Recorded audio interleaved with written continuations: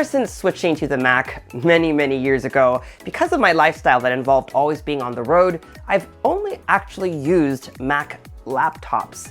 But over the last few years of having to work primarily from home, I've been on the lookout for the perfect monitor so that I can still use my Mac laptop, but at the comfort of my desk. I've had many favorites, and I'll link them all below. But what I really wanted was an Apple display. The problem was the only one Apple sold was the Pro Display XDR, which starts at $6,000.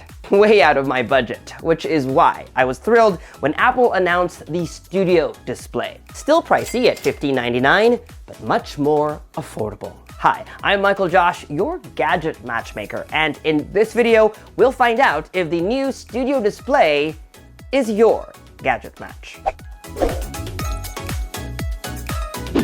My Studio display came in this brown box, and just like most Apple devices, just look for the arrow and tug. This breaks the seal so that we can get to the actual box inside. By the way, depending on which stand configuration you choose, the size of the box will vary. If you take a look at my two Studio display boxes, you'll find that the type of stand is printed as a photo on the side of the box. Again, pull on the arrows to break the seal, and before opening, it's safer if you slide it down on its side so you can lift the cover up like this. Inside, you'll notice two more arrows that point outward. Just nudge both in the direction of the arrows. Doing so allows you to free the display from slumber. Underneath, there's a packet, and inside are some user guides, a sticker, and an Apple polishing cloth. Do note that the Apple polishing cloth only comes bundled with the Nano texture option. That's because this finish requires a little more help in terms of cleaning versus, say, a regular microfiber cloth. Over the years, Apple has sold different kinds of displays for the Mac, including the original Apple monitor for the Apple II. In 1998, they actually announced a product also called the Studio display, and it looked like this. My favorites though, although I never really owned one, were the Cinema displays. This one came with a transparent stand. Later on, it was followed up by this model, which design-wise is the precursor to today's Studio display. Apple sold a Thunderbolt version of this display up until 2016. And most of these displays were priced at an average of $999. In the few years that followed, there were no Apple-branded displays, until in 2019, Apple announced the Pro Display XDR. But as it was intended for a specific set of creative professionals, it was also much pricier. 2022's new Studio display is meant to fill in that gap left behind by the Cinema display. Alright, so what is the Apple Studio display? Well, it's a 27-inch 5K monitor with 600 nits of max brightness and a pixel density of 218 ppi. It's probably one of the prettiest monitors that one can buy today, and it's got Apple's DNA through and through, with an all-aluminum build, clean lines, and gentle curves. Slim black bezels frame the display.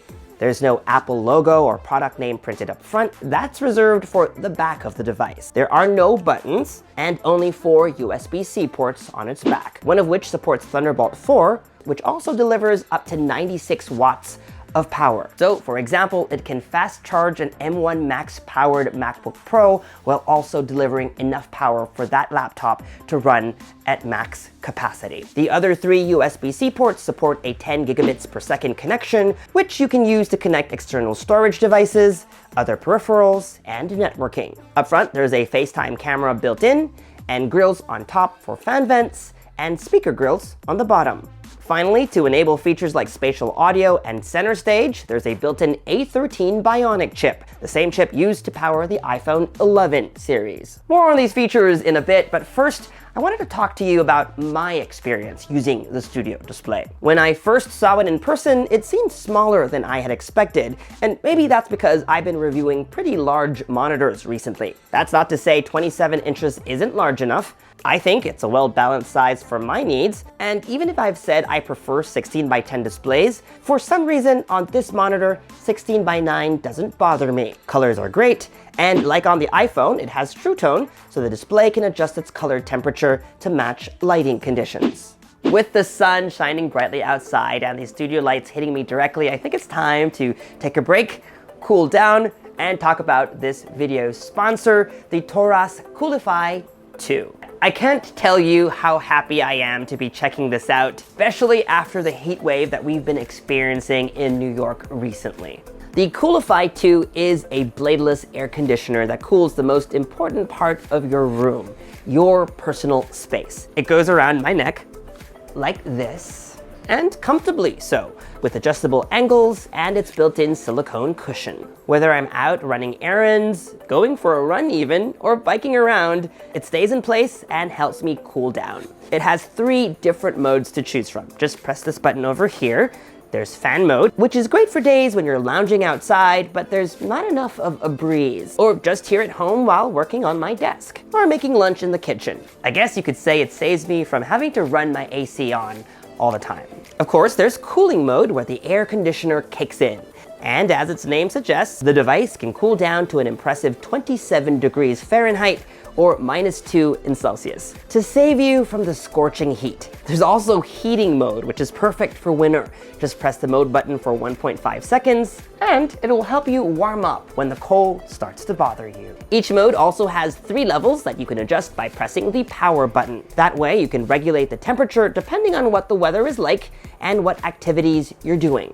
On fan mode, Torras promises up to 18 hours of continuous use on a single charge. I can also imagine how this might be useful on a long weekend when you go out hiking or camping, or maybe even just spending an afternoon by the beach. Beside the power button, there's an LED display that shows the battery life and the setting mode you're on. If you want to get hot guy or girl summer ready like me, the Torras COOLIFY 2 retails for $179, and it comes in 3 different colors: black, blue, and white. There's also 2 more premium versions with a bigger 5,000 milliamp hour battery. There's the long endurance edition, which can cool you down for up to 2 hours longer on a single charge. That one retails for $199. And finally, the special edition. Apart from its bigger battery, its finish is made with Kevlar fabric. That makes the air conditioner tougher, more scratch resistant, and feel cooler on the neck. This one retails for $229. And if you order using our code GADGET2022, you'll get 10% off your order. I'll put links in the description box below.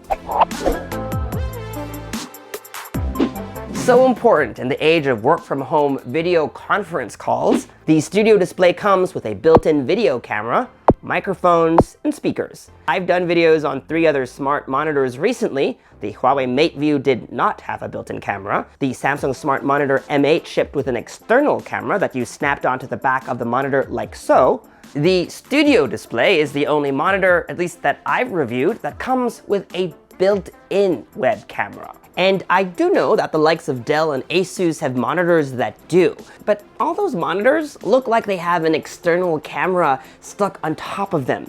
Nothing is quite as sleek and unobtrusive as the built-in web cameras of the studio display. Right, so apart from that built-in web camera, embedded right here on top of the display are 3 mic arrays, designed to ensure crystal clear calls. So with all of that said, let's see what video and audio quality is really like. So this is a sample recording using the built-in microphone and camera off the studio display. I'm using Zoom, the video conferencing application, and recording the audio straight from the microphones on the monitor. As you can see, if I walk around the frame, because of center stage, the camera will follow me around. I can kind of move up, can kind of move down, and it should be able to follow me. There is a caveat though, because center stage requires an ultra wide angle camera. What the software is doing is zooming in to keep me at a size that one would expect on a video call. But that of course comes at the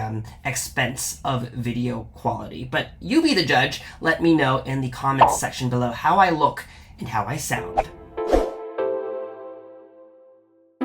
Apple claims the speakers built into the studio display are the highest fidelity speakers ever created for the Mac. And they're not lying. The sound quality from this guy is unlike any other monitor that I've tested recently. Let's take a look at the setup. It's got 6 speakers, 4 are force-canceling woofers for bold, articulate bass, and 2 are tweeters for accurate mids and crisp highs. Great sound plus its 16:9 aspect ratio means it's the perfect display if you want to watch movies and videos. These speakers also support spatial audio, so if the content you're watching or the music that you're listening to supports it, you're going to get a surround sound-like experience. If you shop for a studio display on Apple.com, you will be presented with a lot of options. But don't worry, we'll walk through each one right now. Option 1 is the type of glass. Standard glass or nano texture glass. Standard glass is $50.99, nano texture is $300 more. In simpler terms, it's just a choice of glossy versus matte. I have them here side by side. While pricier, I prefer the nano texture glass because I use my studio display beside a bright window, and this option is excellent at removing any unwanted glare by scattering the light as it bounces off the display. Notice with both monitors turned off, you can easily tell which is which. The glossy standard glass option reflects my face. The Nano Edge model doesn't. But even with them turned on, it's the same thing. And at my desk, I can see the strip lights and my Lego city reflected on the glossy model. So for someone who deals with editing photos and videos, I can see how that might be distracting. On the flip side, the glossy finish does give colors more pop, and the matte finish does render text less crisp, but only if you zoom in. So my recommendation is, if you don't like reflections, if your desk is beside or behind a bright window, or if you're like me and are a content creator and need to film displays from time to time and have a lot of lights that you don't want reflecting on it, then you definitely will want the nano texture option. However, for everybody else, I think you can save some money and go with the standard model. Option 2 is stand type, and you have 3 to choose from. Tilt adjustable is the basic option. Tilt plus height adjustable costs $400 more. And finally, there's a VESA mount adapter option. That's the same price as the basic option. Obviously, if you've already invested in the VESA system, then get the VESA mount adapter. I have the other 2. The tilt adjustable option just adjusts the tilt 30 degrees. The tilt plus height model can do so too, but it also can go up like this, from the standard 18.8 inches all the way up to 23 inches. This mechanism is called a counterbalance arm, and it ensures that adjusting the height feels smooth and weightless. I really like the height adjustable stand because it ensures that whether I'm sitting at my desk or at a standing desk, then I can adjust the height of my monitor to suit my needs. That said, if you think your desk setup isn't going to change, save yourself the money. Also, because of the size of the counterbalance arm,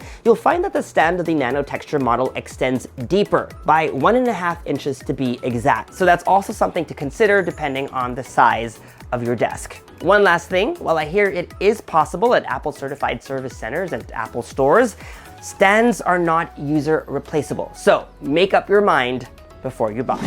So who should buy the new Apple Studio display? Listen, starting at just under $1,600, the Apple Studio display is still on the pricier side of things where monitors are concerned. That said, as an Apple user who has long wanted the perfect monitor for my Apple setup, but who couldn't afford the Pro Display XDR, this was a no-brainer. And it's the perfect complement to the Mac Studio, the Mac Mini, or any docked Apple laptop. I love the fact that it has center stage built in. That way, I don't need to connect an external camera to take conference calls. And Apple's claims are true. It does have the best speakers on any Apple device to date, which means it doubles as an excellent display for watching movies too. I know there are a lot of haters out there, but I really do love my Apple Studio display, and I think you will too. The Apple Studio display starts at $50.99, and we've given it the GadgetMatch seal of approval. And that was our 2022 Apple Studio display unboxing and review. If you'd like to see more videos like this one, you know the drill, folks. Subscribe to our YouTube channel and hit that bell icon so that you get notified as soon as we post new videos. Follow me on social media for all the behind-the-scenes fun stuff. And as always, for news and updates, make GadgetMatch.com your daily habit. Until the next video, I'm MICHAELJOSH. Thanks for dropping by.